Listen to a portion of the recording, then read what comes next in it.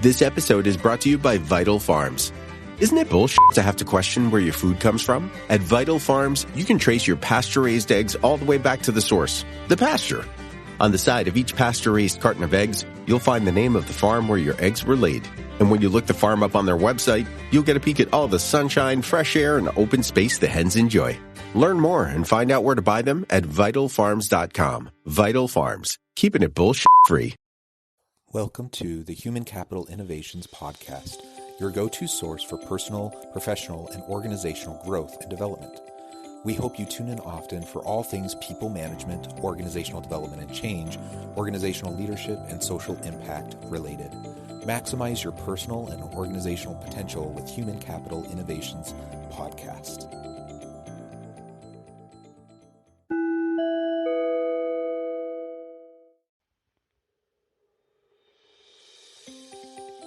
Welcome to the Human Capital Innovations Podcast.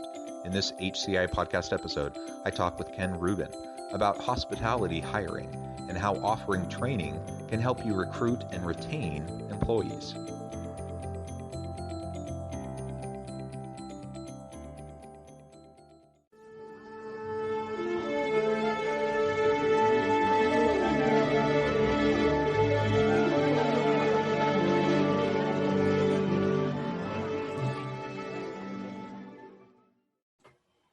Ken Rubin, welcome to the Human Capital Innovations Podcast. Thank you for having me. It's great to be here. Yeah, I'm excited to have this conversation. We're going to be zooming in on the hospitality industry and focus our discussion today specifically on hospitality hiring and how offering training can help you to recruit and retain your employees. Now, certainly, I think a lot of the principles we discussed today will be applicable, to people in all industries who are dealing with people management issues and hiring, and the recruitment and retaining piece can be really challenging. But of course, with our focus on hospitality, I think hopefully that will be really helpful for listeners who find themselves within that industry specifically. As we get started, I wanted to share Ken's bio with everybody. Ken Rubin, the Chief Culinary Officer, is a chef, educator, and food anthropologist with 18 years of broad industry experience overseeing Ruby's cooking course curriculum development and recruitment. Recognized for his expertise in education and training, food culture research, health and wellness, and product development, Ken nevertheless considers himself a lifelong student of every aspect of food. Ken has held top-level management positions at well-respected culinary academies, including Le Cordon Bleu Schools North America, Chefs.com, the International Culinary School at the Art Institute of Portland, and the Natural Epicurean Academy. As a volunteer, he served as a board director of the International Association of Culinary Professionals and is currently a trustee and chair of the Culinary Trust, IACP's philanthropic partner. Ken is also a chair of the James Beard Foundation's Broadcast Media Awards Committee. Ken studied the anthropology of food and developed ethnographic research methods to understand how people learn to cook. He received his BA from Colorado College and an MA in anthropology from the University of Texas at Austin. What a fascinating background you have. I must say, very unique, very different than most people I interview on this podcast. So it's just really interesting. Thank you for joining me today. Before we launch into the conversation, anything that you would like to share with listeners by way of background or personal context?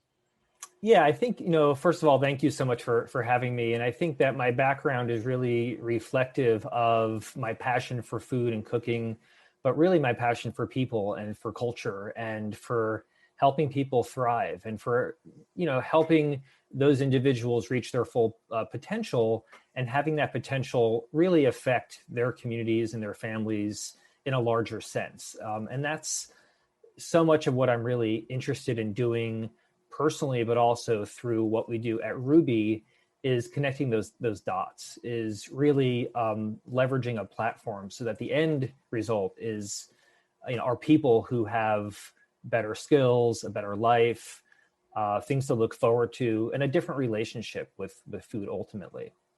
That's wonderful. I appreciate that background. And yeah, I agree. I mean, the whole purpose of what I do is around helping individuals maximize their potential. And I think for organizational leaders, that starts, that starts from the very beginning when you're recruiting a pool of applicants, going through the process, hiring people, going through the training and development phase, performance management, like end-to-end experience of any interaction that an individual has with the company. My hope is that we can create processes, practices, procedures, culture that supports empowerment and helps people to become their best self.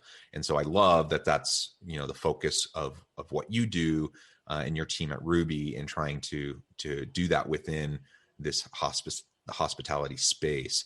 Can you tell us a little bit more specifically about what you're doing Sure. at Ruby in terms of the curriculum? Yeah, so Ruby's 100% online. We're a 15-year-old online company that really was built for today's age, right? When we came into the pandemic world and we came into this new realization around distance learning and really all the things that impacted the culinary hospitality industry, we felt very fortunate that we had built this tool that, was very, very effective at training people, keeping people engaged on the job, or providing skills for people who might need to get reskilled or upskilled, who might be looking to get into that new industry as it begins to kind of thaw out a little bit. So when we were developing Ruby, we were really thinking about how does this redefine and sort of democratize access to instruction and to training that, in some ways was held very, very close to those top level, different cooking schools, those culinary institutes that would charge, a fair amount of money, a lot of time, and require a certain model of education. We took that and said, wow, what if we could find ways to work directly with individuals, with employers, with organizations, and kind of level the playing field in terms of access, knowing that in today's environment, it's just not feasible for many people to take the time or spend the money to go into debt to get that first job and to get that skill so they can find advancement within that field. So we're really focused on creating those tools so that those individuals, whether again they're kind of on their own deciding to get in and taking one of our courses, or they're coming in through like a employer or partner program, that they really step in and find relevant information and things that are measurable, things that are actually like objective based, not just so that they feel good, but also so that the organizational structure can have confidence that the process is working. So a lot of what we do is we say, well, our programs, our curricula are very, very structured from like a learning theory perspective. We want to do very good baselining assessments, self-assessments, pre-assessments, understanding where people are. That helps us then determine specifically what they might need more or less training on. And then the proof is in the pudding at the end. We want to be able to show and demonstrate a true delta between what they knew beforehand and what they know after via our training, whether it's a knowledge-based type activity or a competency-based type activity. Well, I love that. I love the thoroughness too of your description. As a, I do this podcast consulting work and such, and training and development within the corporate sphere. So you're speaking my language. I'm also a professor. And so I teach at the university, and I'm very attuned to good curricular design and how to make sure that you're doing it in an impactful way. And everything you're describing is exactly what I would hope to see in a system, in a training program. So I applaud you on that. That's wonderful. So let's talk a little bit more about some of the specific things you do then in integrating these training modules and the components, the assessments, pre-post assessments, and everything that you do through not just, someone's hired, they're in the organization now, you train them, right? Everyone knows that, everyone does that. How do you integrate it into the recruitment part of the process and as you're going through the hiring? Yeah, it's a great question. So we work internationally with lots of different types of organizations, everyone from very large hotel companies, cruise line companies, contract food service, supermarket retail. We work in a variety of different contexts. And we generally hear the same thing from nearly everyone, which is they're really looking to establish a new pipeline of talent. They're not just looking for entry and mid-level people, but they're looking for tools to retain and advance existing talent and really open up what it even looks like to have talented people come into their organization. I think it used to be, especially in the days when culinary schools were booming and that was a big business on its own, that there was a kind of a pool of people out there waiting who had some baseline skill set. That doesn't exist any longer. So, part of our positioning is to really create that mechanism that people can have some confidence. So, what we do very specifically is when we work with a partner, we're really trying to understand what is it you're trying to do first and foremost in your organization. Are you trying to provide some level of certification so that existing people can get certified and get a pay raise? Are you trying to find a way in because you need to get 30 new cooks at 100 new properties, in the next 6 weeks? Like, what is the goal? So our partners will employ a variety of strategies. Some will actually really promote Ruby itself and use Ruby by name, even in many cases, as the in-house training program that they use as a way to attract people. And some people might say, well, what is that? And they go online, they see us and they see a price tag, and then they know that their employer is going to be covering that cost for them. And that's impactful because even though we're very low cost, there's still a cost. And if your employer can pay, even better. It also is if you fulfill the requirements of that program, you receive a certificate either from the American Culinary Federation or through World Chefs, which is completely transferable. It's kind of currency that you can have in your career as you move around. It's not something that is held by your employer. So you're getting true value from a program that has external validation.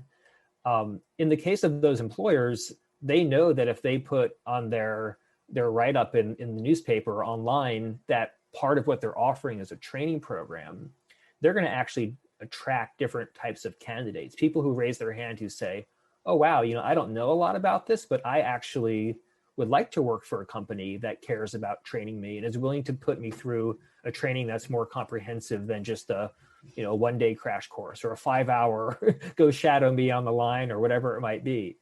So what we're getting is the feedback that employers are actually attracting different, more motivated candidates, maybe not candidates who have a whole lot of experience, but candidates who wish to learn. And that's actually a much better indicator for many people in terms of what success looks like versus finding someone who might have experience, but maybe even bring some old bad habits with them.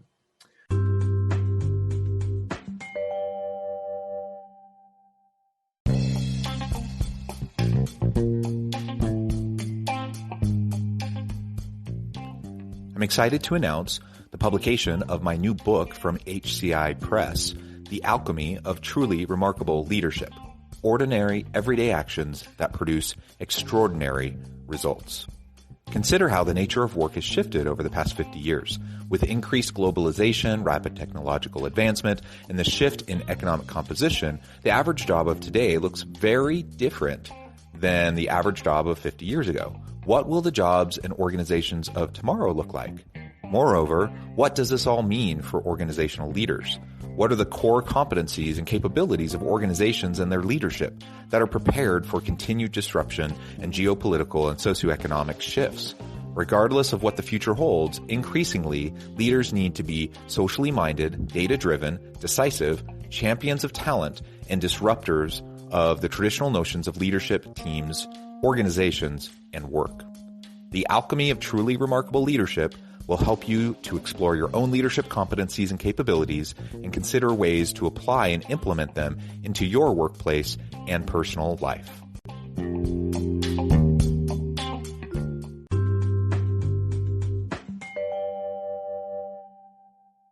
Yeah, I think that's a really important point. And,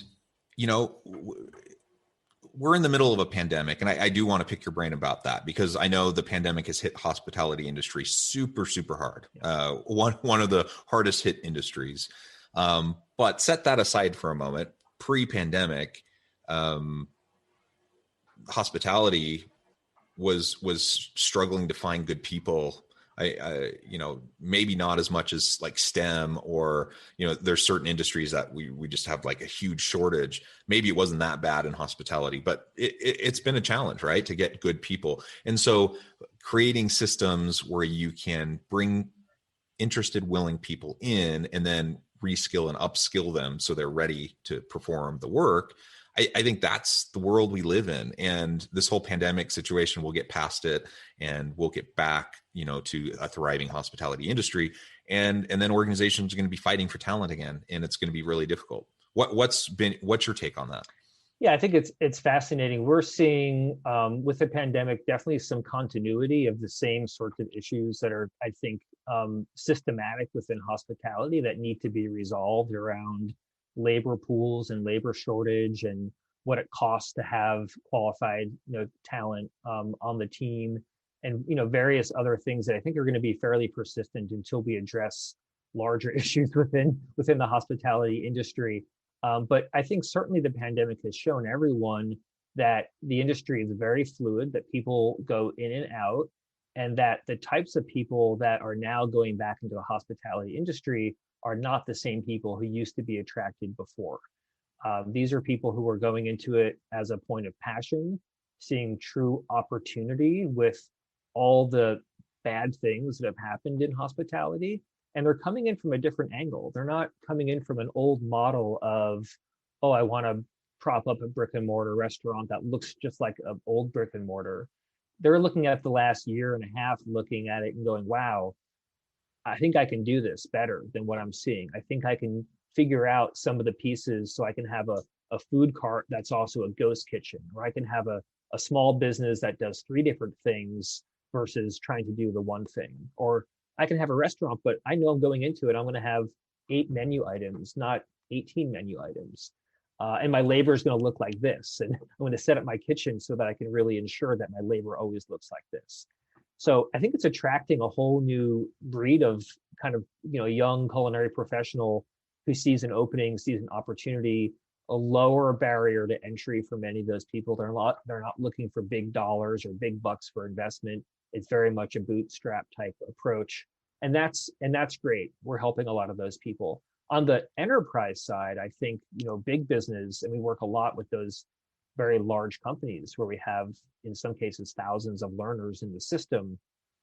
They're really retooling. They've been in a no spend, low growth or falling, declines in the last year, depending on the segment. And they're really looking at, how do we rethink this entire thing? How do we take a kitchen that used to require 45 or 50 people to operate and do it with 30 and still keep the same hours at elevated sanitation and safety standards? That becomes the real challenge. So from an internal operations and training point of view, they're really just looking for tools that plug into that don't detract from that, because they have so many immediate things they have to deal with right in front of them. And of course, they need trained people, but they also need people to feel safe and to feel like customers are being welcomed and all those other sorts of things. So it's a real balancing act. Yeah, it definitely is. And just a little bit to my background, I think listeners know, and I even mentioned to you, I'm a professor. I teach at the university. I'm department chair in my department. One of the programs in my department is hospitality management, actually. Mm-hmm. And so we, you're everything you're saying speaks to the same types of issues that we're trying to face. It's a different, situation. We're a brick and mortar university. We do have an online program, but we see the same things you're talking about. I think it's a huge, all these issues are big, challenging issues organizations are trying to face, trying to figure out how to navigate. And ultimately, we just need way more high quality training and assessment tools out there that are flexible, that allow industry leaders to leverage and individuals interested in the space to get into it. And you bring up a really, really important point, about people who may have interest in culinary don't want to go work for a traditional restaurant. The gig economy has been on the rise for a long time, and now it seems like the time is ripe more than it's ever been for people to spin up their own little operation, and the barriers to entry are probably not that high. And it's also something that they can build themselves and they can walk away from potentially without having a huge loss, which is also important. So the idea of having a catering company or something small to get started versus going all in is also really, really kind of interesting to me. Another piece I'll just reference around culinary hospitality is that one of the things I really embrace as an educator is the idea that these people who come into our programs come in with all kinds of experiences and a background and existing knowledge and skills that should never be discounted. Those are all things that bolster and support that individual's ability to be successful. So one of the things we try to do within our programs and with our partners is really create that understanding that there's no such thing as like A to Z, go on the path and learn the skills in a sequence in culinary. Some people drop in with exceptional skills in one area and no skills in some other area, and it's not always necessarily logical.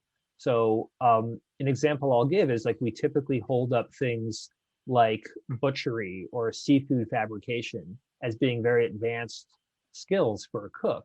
But there's a lot of people who grew up hunting and fishing where that's a very good skill for them that they know forward and backward, but they've never poached an egg, they've never made a pancake, and they've never done things that we think are really basic, right?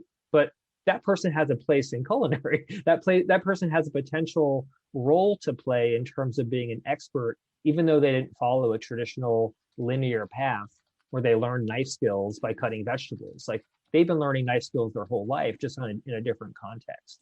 So I like to take those people and really figure out, well, what is it that you're good at? What are the things you're good at doing? Tasting, organizing, managing, scheduling, directing, timing. There's all these other skills that fit into what it takes to be a good culinarian that are not just, can you identify these knife cuts or can you make this sauce and those sorts of things. Yeah, excellent. Well, good. Ken, it has just been a real pleasure getting to know you. And from a selfish standpoint, I think we should get together offline and talk more about the education space around hospitality, because that would just be really fascinating. But I appreciate all the insights you provided today. And I want to be respectful of your time. So before we close, before I let you get on with your busy day, I wanted to make sure I gave you a chance to share with listeners how they can get connected with you, find out more about Ruby's and what you're doing, and if it might be a good fit for them, and then give us the final word on the topic for today. Yeah, so wonderful. I really appreciate you having me. If you want to learn more about Ruby, you can just check us out online. It's rouxbe.com. For people who are looking for professional training, either from an individual perspective or from a group perspective, there's lots of different resources that you can check out there. We're very transparent in terms of what our programs entail, in terms of a syllabus and those sorts of things. So we're always really excited to meet people and find out how we can support their business or support their own professional goals. Other than that, I just have to say, despite all the challenges that the hospitality industry has seen in the last year and will continue to see this year, I'm incredibly hopeful because of the resilience and passion of the people who work in that space. I've been in the industry long enough to know that these are hardworking people who care about service, who care about quality and products, and about having these vibrant businesses serving their communities.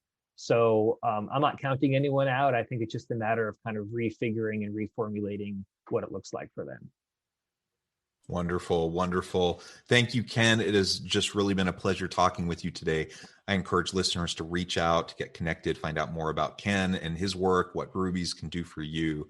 And as always, I hope everyone can stay healthy and safe, that you can find meaning and purpose at work each and every day. And I hope you all have a great week.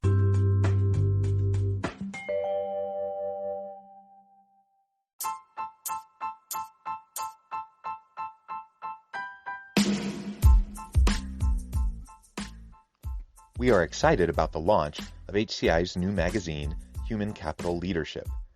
Human Capital Leadership is a free, interactive e-magazine designed to help individuals, leaders, and organizations find innovative approaches to maximize their human capital potential. We will be publishing issues quarterly in August, November, February, and May. Check out the first issue and let us know what you think.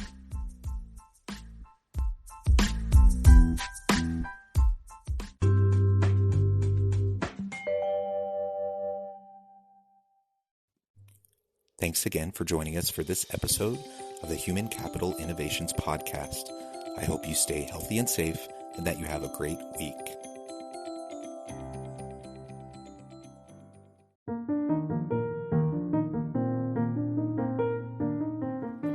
Check out our new weekly LinkedIn newsletter, Alchemizing Human Capital, exploring industry trends via original research and interviews with executives and thought leaders from across the globe.